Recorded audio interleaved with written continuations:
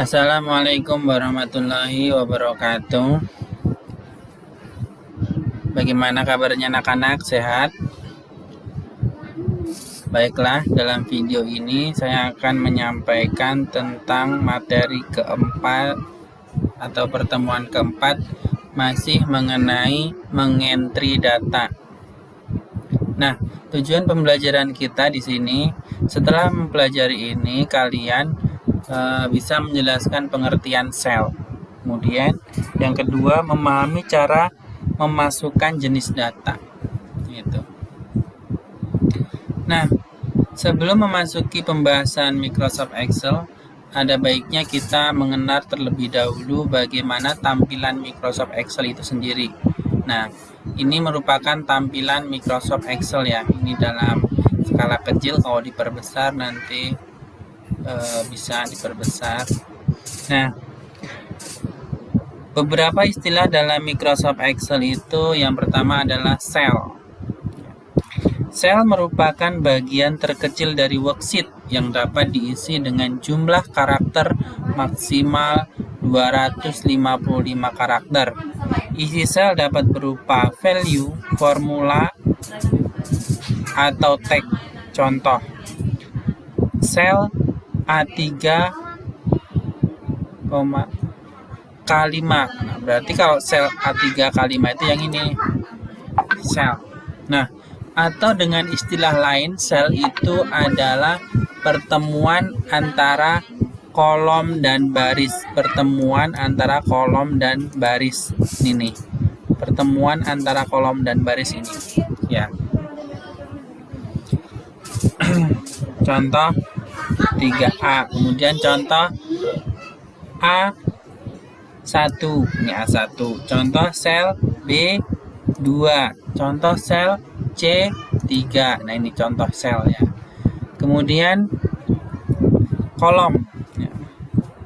Yang kedua, kolom. Kolom adalah ruang antara dua garis yang tegak pada worksheet.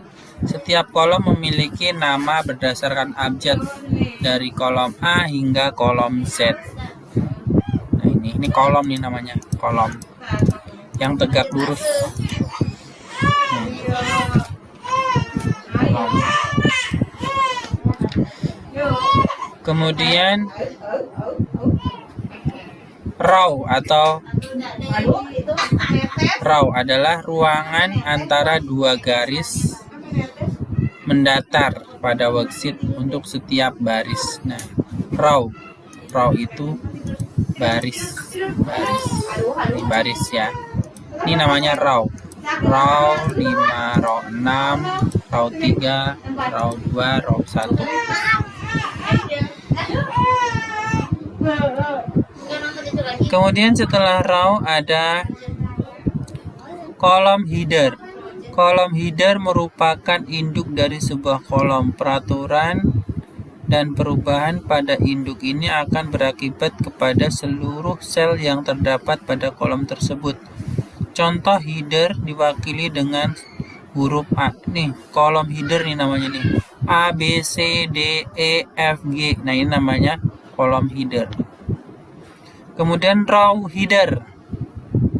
Row header merupakan induk dari sebuah baris. Nih row header 1, 2, 3, 4, 5. Ini namanya dikenal dengan row header. Kemudian worksheet. Nah, worksheet merupakan lembar kerja yang merupakan kumpulan dari 16.384 kolom dan 1.048.576 baris. Nih, namanya worksheet nih, satu worksheet nih. Nih, namanya sheet 1, sheet 2. Nah, itu namanya worksheet. Kemudian range. Yang 8 adalah range. Range merupakan kelompok sel yang akan mendapat aksi sama sesuai perintah yang Anda jalankan. Pemberian alamat atau address dilakukan mulai dari sel sudut kiri atas sampai sel sudut kanan bawah atau sebaliknya. Nah, nih namanya range, contoh range nih. Range A sampai range A1 sampai D10 namanya range, kumpulan antara baris dan kolom. Range. Kemudian alamat relatif merupakan alamat yang jika ditulis ke dalam bentuk rumus atau fungsi akan berubah jika dikopi ke sel lain. Contohnya ini, alamat relatif nih, sama dengan B2. Ini nilainya 1. 3. 2. Nah, ini namanya alamat relatif. Nah, ini.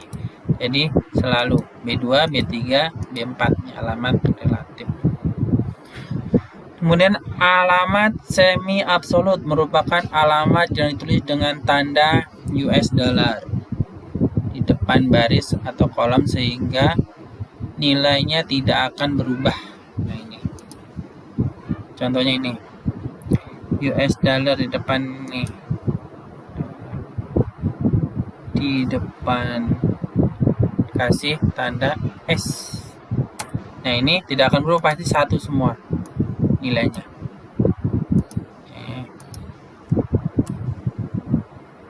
Di depan sini maksudnya, salah ngasih.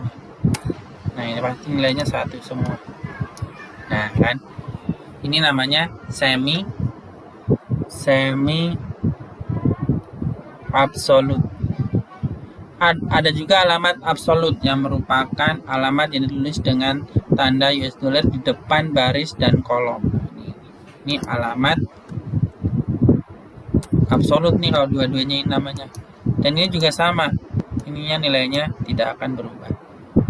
Itu kalimat. Nah, itulah yang bisa Bapak sampaikan. Untuk pengetahuan yang lain, kalian bisa mengeksplor di sumber-sumber lain. Nah, ini hanya pengenalan saja. Kalaupun ada pertanyaan nanti bisa di ruang diskusi ya. Kurang lebihnya mohon maaf. Assalamualaikum warahmatullahi wabarakatuh.